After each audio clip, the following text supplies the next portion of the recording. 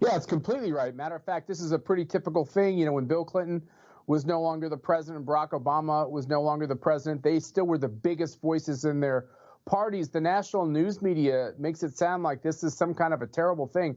I am overjoyed that we finally have a former Republican president that's going to stay on the grid, keep fighting, and maybe even run again. No, not a bad idea there, to stay on the grid, I mean. Now, Mr. Trump has chosen to try and wrest control from the timid surrender caucus in the Republican Party rather than start a new, fresh, and effective opposition party to the socialists. Give me your take. Did he make the right call there? Yeah, he came out in his CPAC speech and he quelled all these rumors that somehow he was going to go third party.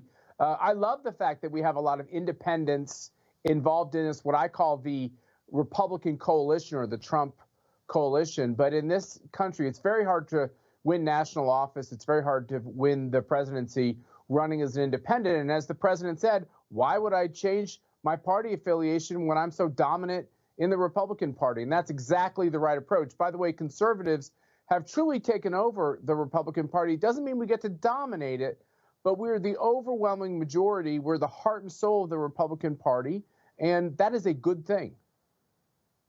Yeah, I remember when conservatism and Republicans were synonymous, but Republicans like Adam Kinzinger, Ben Sasse, Mitt Romney, and Liz Cheney, they changed all that. They only get passionate when confronting President Trump and his supporters, not socialist Democrats. Where is their base of support coming from? Do you know?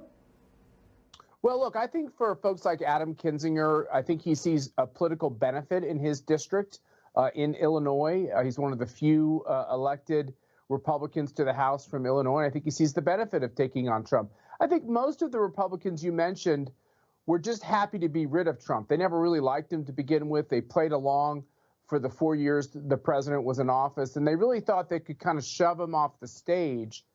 And I think they're waking up to the reality, which is President Trump is adored by the grassroots of the party because he fought for things. You said earlier in this interview, the surrender Republicans. I don't know what's in the DNA of too many Republicans who come to Washington, but they want to be liked and they don't want to fight too hard for too many of our issues. They just want to negotiate the surrender terms. And it's not good enough for me, and it's not good enough for the 73 million voters who voted